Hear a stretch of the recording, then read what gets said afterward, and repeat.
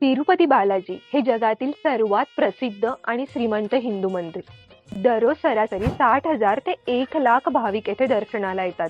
कलियुगात भगवान येथे प्रत्यक्ष राहतात असे मानले जाते, म्हणून याला कलियुग वैकुंठ ही म्हणतात. पण नेमकं तिरुपती बालाजी कोण होते? का भक्त त्यांचे केस या देवाला अर्पण करतात, इव्हन बायका पण? आणि अजून असंही सांगितले जाते की तिरुपती बालाजीला गेल्यानंतर कोल्हापूरच्या महालक्ष्मीचे दर्शन घ्यावे. पण काय आहे यामागची स्टोरी? खूप पूर्वीची गोष्ट. ऋषी मुनींनी एक मोठा यज्ञ केला. यज्ञाचं फळ कोणाला द्यायचे याबाबत मतभेद झाले. काहींनी ब्रह्मदेव, काहींनी शिवजी, तर काहींनी विष्णूंना सर्वोत्तम मानले. यावर निर्णय घेण्यासाठी नारद मुनी यांनी सूचना दिली की भृंगू ऋषी हे त्रिदेवांची परीक्षा घेतील आणि जे खरोखर सर्वश्रेष्ठ आहे त्याला यज्ञाचे फळ देतील. भृंगू ऋषी तयार झाले आणि त्यांनी त्रिदेवांची परीक्षा सुरू केली. भृंगू प्रथम ब्रह्मलोक येथे गेले. ब्रह्मदेव स्वतःच्या आसनावर बसले होते, पण त्यांनी भृंगूंना पाहूनही काही बोलले नाहीत किंवा आदर दाखवला नाही. भृंगूंना याचा राग आला. त्यांनी ब्रह्मदेवांना शाप दिला की तुमची पृथ्वीवर कोणतीही पूजा होणार नाही. नंतर भृंगू हे कैलास पर्वतावर गेले. शिवजी ध्यानात बुडाले होते आणि भृंगूंना पाहूनही त्यांनी प्रतिसाद दिला नाही. भृंगूंना पुन्हा क्रोध आला. त्यांनी शिवजींना शाप दिला की तुमची पूजा फक्त लिंग रूपात होईल. वैकुंठात सर्व काही शांत होतं. भगवान विष्णू योग निद्रेत होते आणि माता लक्ष्मी त्यांच्या चरणी विराजमान होता. त्यावेळी भृंगू ऋषी देवांची परीक्षा घेण्यासाठी वैकुंठात आले. ध्यानस्थ असलेल्या विष्णूंनी त्यांचं स्वागत केलं नाही, यामुळे भृंगूंना वाईट वाटलं आणि त्यांनी भगवान विष्णूंच्या छातीवर पाय ठेवला. पण आश्चर्य म्हणजे भगवान विष्णू रागावले नाहीत. त्यांनी उलट ऋषींचा पाय हातात घेऊन त्यांची सेवा केली. भृगूंना खूप पश्चाताप झाला. त्यांनी विष्णूंची क्षमा मागितली.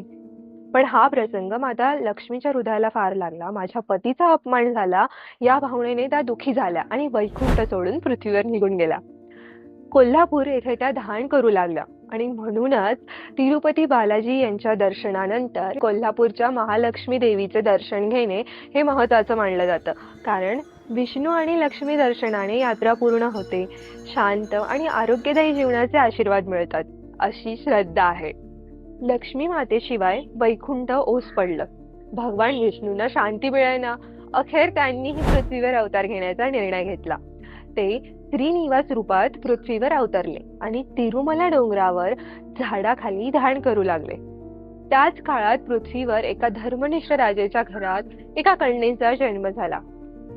ती म्हणजे पद्मावती. प्रत्यक्षात ती लक्ष्मी मातेचाच अवतार होती. नियतीनं श्रीनिवास आणि पद्मावती यांची भेट घडवून आणली.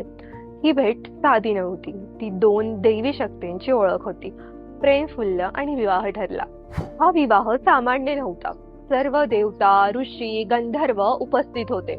इतका भव्य विवाह करण्यासाठी श्रीनिवासांनी धनाचा अधिपती कुबेराकडून कर्ज घेतलं. विवाह झाला, पण असं मानलं गेलं की भगवान व्यंकटेश्वर म्हणजेच विष्णू हे कर्ज कलियुगभर फेडणार आहेत. म्हणून आजही भक्त जेव्हा तिरुपती मंदिरात दान करतात, ते केवळ दान नसतं, तर त्या देवी कर्जफेडाचा भाग असतो. रोज हंडीमध्ये कोट्यावधी रुपये येतात. हे सर्व कुबेराचे कर्ज फेडण्यासाठी वापरले जातात अशी श्रद्धा आहे. भक्तांना वाटते की आम्ही भगवानांना मदत करतो आणि ते आम्हाला अधिक देतात. पण हे ऐकल्यानंतर मनात एक प्रश्न तर आलाच असणार की ते तर देव होते, त्यांना का गरज पडली कर्ज घ्यायची आणि फेडायची?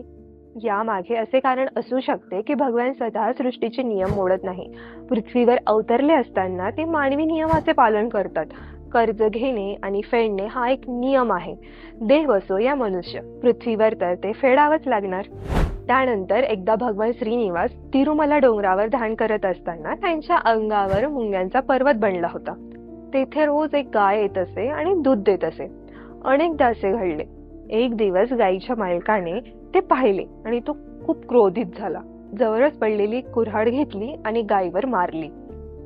पण वार हा गायीला लागला नाही. त्याऐवजी तो वार भगवान श्रीनिवासांच्या डोक्यावर पडला. भगवानांच्या डोक्यावर छोटीशी जखम झाली. थोडे रक्त गळले आणि काही केस गळून पडले. डोक्यावर एक गोलाकार टक्कलही पडली. त्या क्षणी तेथे नीलादेवी होती. नीलादेवी ही गंधर्वांची राजकुमारी होती. स्वर्गातील सुंदर, संगीत प्रेमी आणि नृत्य करणारी. तिचे केस खूप लांब, काळे, रेशमी आणि चमकदार होते. ती भगवान श्रीनिवासांची भक्त होती आणि तिच्या डोळ्यांनी जखम पाहिली आणि तिचं हृदय दुःखाने भरून आले. नाही, जगातील सर्वात सुंदर देवता असलेल्या माझ्या प्रभूच्या चेहऱ्यावर असा दोष असू नये. तिने एक क्षणही विचार केला नाही.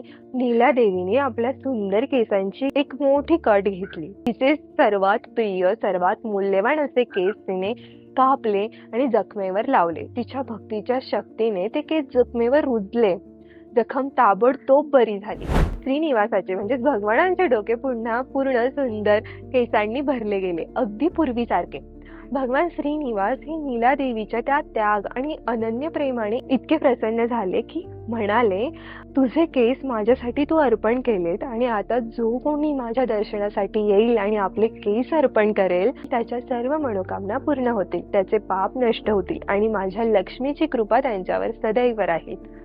नीलादेवीने डोके झुकवून ते वरदान स्वीकारले आणि सुरू झाली तिरुपतीच्या केसदानाची ही अमर परंपरा. आजही लाखो भाविक कल्याणकट्टात जाऊन आपले केस अर्पण करतात, कारण ते जाणतात की हे फक्त केस नाहीत, हा अहंकाराचा त्याग आहे, पूर्ण समर्पण आहे आणि भगवानांच्या कृपेचा एक छोटासा भाग आहे. पण इतक्या साऱ्या दान केसांचं काय करत असणार?